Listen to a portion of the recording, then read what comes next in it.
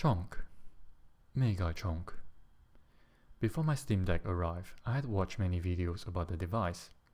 I knew it is big, but nothing could have prepared me for the sheer size of the Steam Deck. It made my Google Pixel 4a look downright puny. Now that the mandatory size comparison is out of the way, today we'll be taking a look at the Steam Deck. I'm not going to give you all the performance benchmarks, in part because there are already many reviews out there doing just that. Rather, I want to take a look at the device with regard to my specific use case. Unlike many people, I don't intend to use the Steam Deck much on the go. That's because I'm a hermit who rarely ventures out into the scary world outside. My intention is to replace my entertainment PC with the deck. So here's my previous setup.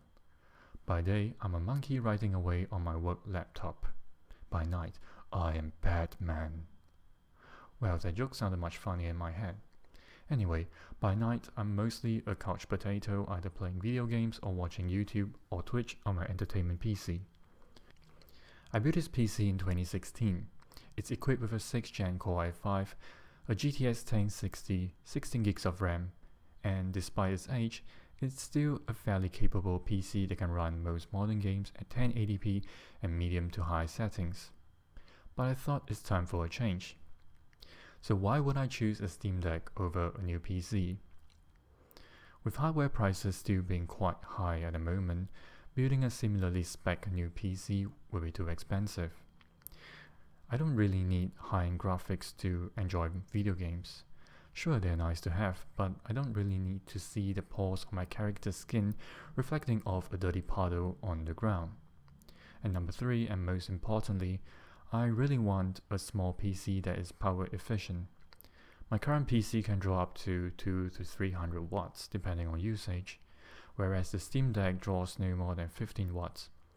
With all the instability happening in the world right now and energy prices soaring, it makes a lot of sense to reduce the amount of power I use on entertainment.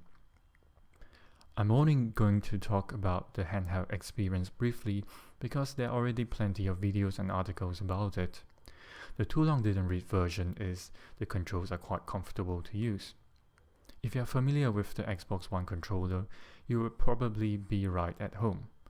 The face buttons, shoulder buttons, triggers, sticks, and overall ergonomics are very similar, but the D-pad is very mushy, and the sticks require a bit of a reach, even for someone like me with spindly average length thumbs. I don't really use the touchpads much, and the rear buttons are too stiff and awkwardly positioned to be useful for me. The screen is alright. It's not super bright, the resolution is only 800p, and the touchscreen isn't very responsive. But I think I'm complaining about it partially because I'm spoiled by modern smartphone screens that I'm constantly pressing into my face. Overall, with all things equal, I would much rather play a game on the Steam Deck than on the Switch. The first thing I did after ordering my Steam Deck was to buy a USB-C hub. There are lots of options out there and different people have different needs. That said, if you intend to connect your Steam Deck to an external monitor, it is probably a good idea to get one with a high-resolution 60Hz HDMI output, a few USB ports for peripherals, and power delivery, so that the device doesn't run out of power while you're gaming. I went with a model that features an Ethernet adapter because I don't want to be one of those filthy people playing fighting games on a Wi-Fi connection. So what is my experience with the deck like so far? Well, honestly, it's been great. The Steam Deck is able to run all the games that I care about. Street Fighter V runs at a smooth 60 frames per second with the following settings: 80% resolution scaling at 1080p, all medium settings except for anti-aliasing, which is set to high. The same applies to Guilty Gear Strive at 1080p, 75% resolution scaling, and mostly medium settings. And just a quick side note, if you intend to plug your Steam Deck into an external monitor, I would recommend using the desktop big picture mode rather than SteamOS. There are 2 reasons for this. Number 1, SteamOS doesn't allow a game to run at resolutions higher than 1280 by 800, which is the screen's native resolution. And this could be a problem because the Steam Deck is definitely capable of running many games at higher resolutions. Number 2, playing games in SteamOS just doesn't feel as smooth. I can't put my finger on why it feels off, but the stuttering is very noticeable, especially in games requiring more precise inputs like fighting games. Maybe it is due to the overhead of SteamOS or the screen's filtering options, which you cannot turn off. Surprisingly, DMC5, a 3-year-old AAA title, also runs excellently on the Steam Deck. At 1080p resolution with 80% scaling and a mix of high and medium settings, the game runs at a pretty smooth 60 frames per second with almost no noticeable dips. Summarizing my experience using the device as a gaming PC, I think it is very important to manage your expectations. The Steam Deck isn't going to run modern games at 4K, 120Hz with ray tracing on. In fact, it starts struggling with some games at 1080p to 900p. Games won't look as sharp as on a dedicated gaming rig, but I'm amazed by how efficient the device is and personally don't really miss anything. Valve has been quite open about the fact that the Steam Deck is a PC. Well, all my peripherals work very well with the deck. No tweaking required. My keyboard, mouse, headphone deck amp, and controllers all work just fine. The KDE Plasma desktop is very intuitive to use even for Windows pleb like me who doesn't know how to use the command line. Settings and files can be easily searched and accessed, and everything just feels immediately familiar to a Windows user.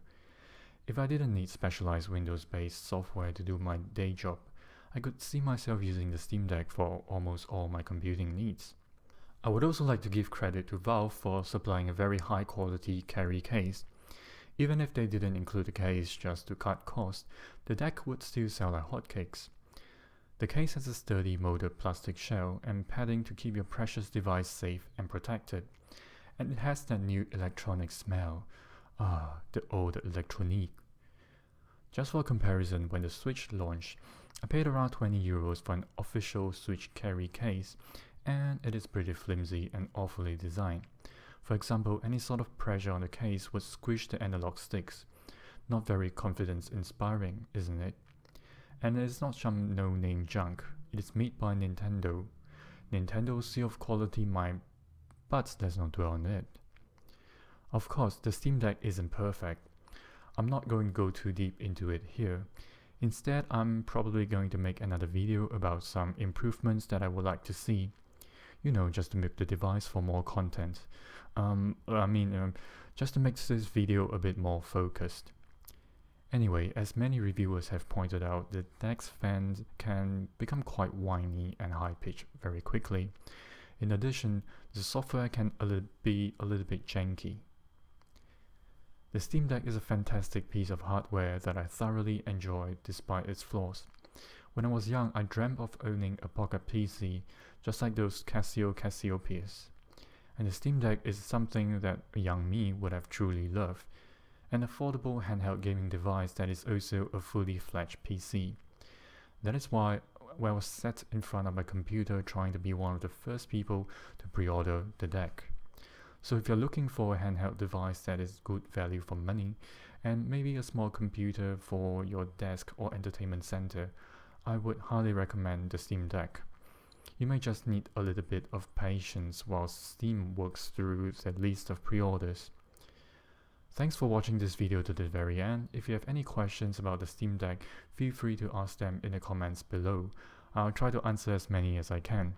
Also, if you enjoyed this video, please consider feeding the YouTube algorithm by liking this video and subscribing to the channel.